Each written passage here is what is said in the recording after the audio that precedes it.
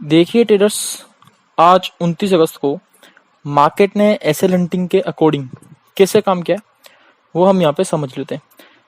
यहाँ पे अगर पहली बात की जाए तो प्रीवियस चार्ट में एसएल देखने का भी कोई मतलब नहीं बनता, क्योंकि मार्केट अच्छा खासा गैप डाउन ओपन हुआ था।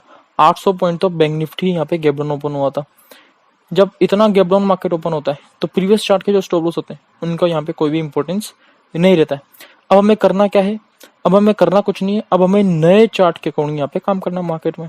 अब नए चार्ट के अकॉर्डिंग काम करेंगे, पुराने चार्ट में जो स्टॉप लॉस अवेलेबल है उन सब हमारा कोई लेना देना नहीं है। अब यहाँ पे अंडरस्टैंड करते हैं कि किस तरीके से मार्केट ने अकॉर्डिंगली काम किया है। अब जो नए चार्ट में यहाँ पे मार्केट फॉर्म करेगा उसके अकॉर्डिंग हमें काम करना होता है। तो साइकोलॉजी क्या हो सकती है? साइकोलॉजी हो सकती है कि मार्केट कंटिन्यूली से आप देखें तो मेजरली 1 महीने से क्या था, बुलिश था एक तरीके से, अप ट्रेंड में था मार्केट। ओके, हायर हाई बना के मार्केट अपसाइड जा रहा था, हायर हाई मार्केट बना रहा था। अब जब मार्केट एक वक्त इतना गैप डाउन ओपन हो जाए तो यहाँ पे बायर की साइकोलॉजी क्या होती है, सेलर की साइकोलॉजी क्या होती है? सबसे पहले बायर की साइकोलॉजी होती है कि मार्केट में क्या हुआ है, ये रिट्रेसमेंट हुआ है, वो यहाँ पे फिबोनाची अप्लाई करेगा, यहाँ से लो लेके हाई फिबोनाची अप्लाई करेगा।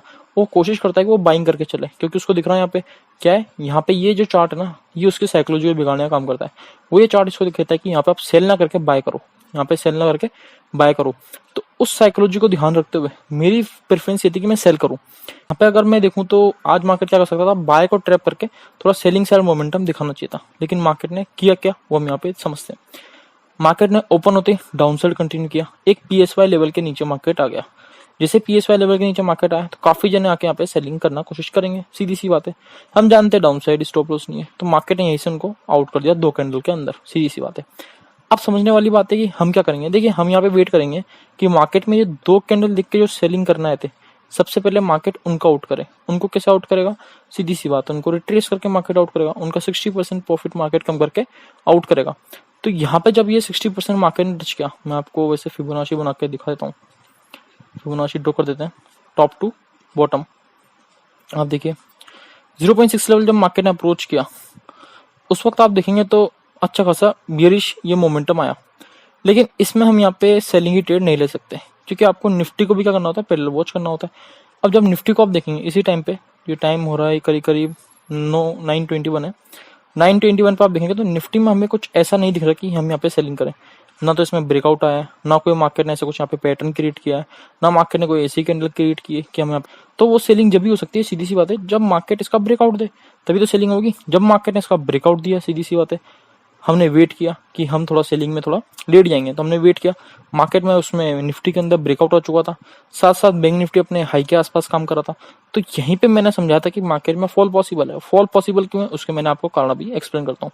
पहला कि ऊपर साइड स्टॉप लॉस नहीं, अपर साइड बायर कहीं ना कहीं एक्टिवेट होने की कोशिश करेंगे ऐसे मोमेंटम देख के। और जो मार्केट जिस सपोर्ट से सपोर्ट लेके अपसाइड कंटिन्यू किया है, ये मेजर सपोर्ट एरिया बन सकता है। एज एन प्राइस सेक्शन में आप देखे तो पीछे मैं आपको शो कर देता हूँ, क्योंकि पहले भी मार्केट ने क्या करा है, यहीं से सपोर्ट लेके अपसाइड कंटिन्यू किया है।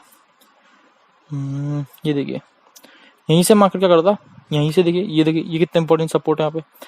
अभी देखेंगे तो आप कितना इंपॉर्टेंट सपोर्ट है यहाँ पे, यहीं से मार्केट सपोर्ट लेके अपसाइड कंटिन्यू किया था।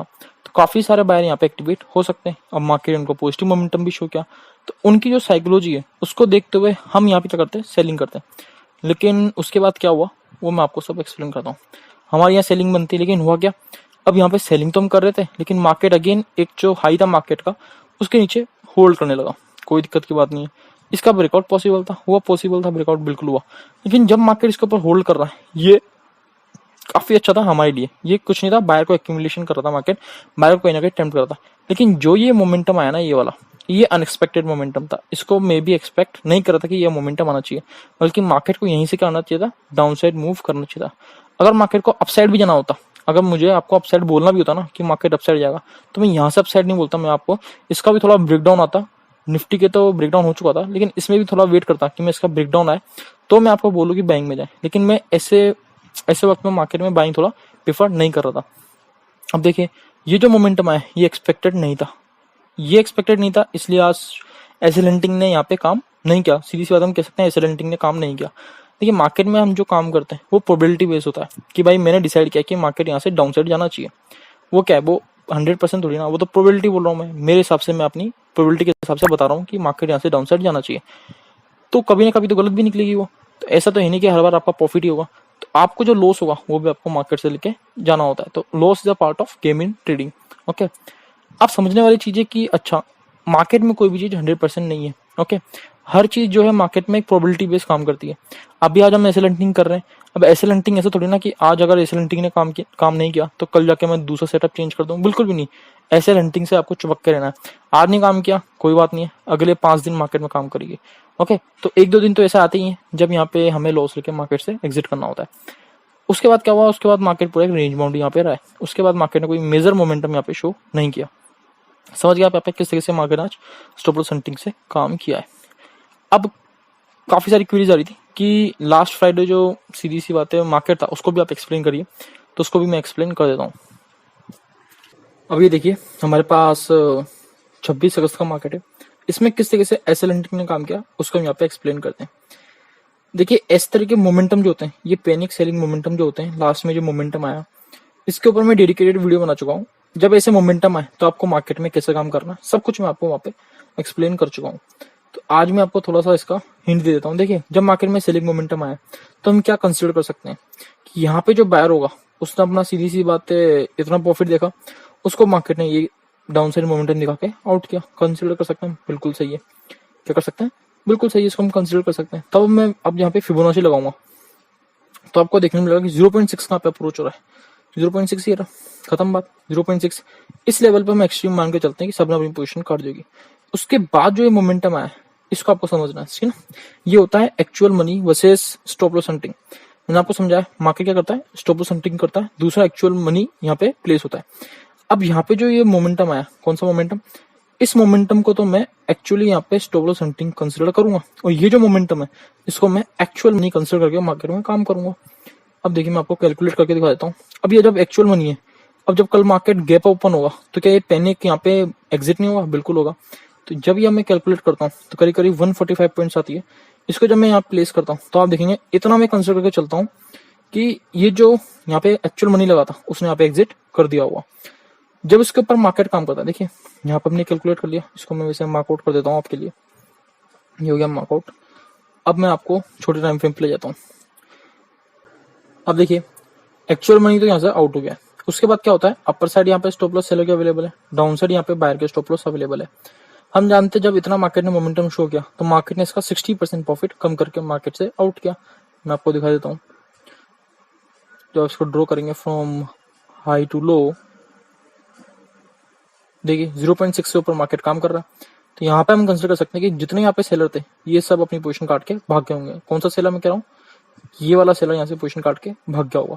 तो हम कह सकते हैं इसके ऊपर जो मार्केट काम कर रहा है ये जस्ट टेम्पटिंग हो सकती है, एंड मार्केट एक सपोर्ट के ऊपर काम कर रहा था। ओके, हम जानते हैं down side stop loss available है, तो मार्केट जाएगा किधर, सीधी सी बात है डाउन साइड जाएगा, किनको हंट करने के लिए, इनको हंट करने के लिए। अब समझने वाली चीज क्या है, समझने वाली चीज ये कि सर यहाँ पे जब मार्केट ने ब्रेकआउट दिया आपकी एंट्री यहाँ बनती, मार्केट ने यहाँ पे डाउन साइड मूवमेंट किया, लेकिन सर ये डिस्टेंस भी तो ज्यादा है, ये डिस्टेंस भी तो ज्यादा है, इसको हम क्यों कंसिडर करें एज ना बायर, इसको हम नीचे कंसिडर क्यों करें, और साथ साथ नीचे एक्यूमुलेशन भी नहीं हुआ बायर का कि मार्केट ने तो टाइम दिया हो बायर को कि यहाँ पे अपनी पोजीशन क्रिएट करे, तो हम इसको कंसिडर क्यों करें, बिल्कुल सही है।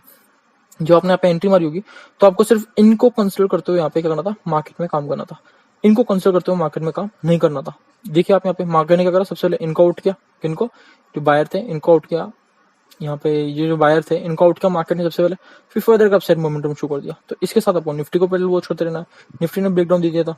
जब इसको आप देखेंगे तो आपको समझ में आएगा कि मार्केट में एसेल हंटिंग कैसे काम कर रही है।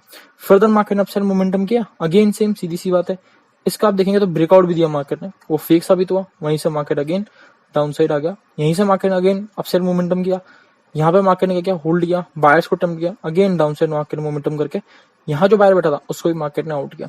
फिर फर्दर मार्केट पूरा इसी तरीके से काम करता रहा एसेल हंटिंग के अकॉर्डिंग। ओके, तो यही था मार्केट के अंदर जो भी था मैंने आपको एक्सप्लेन कर दिया है। तो आज के लिए इतना ही, धन्यवाद।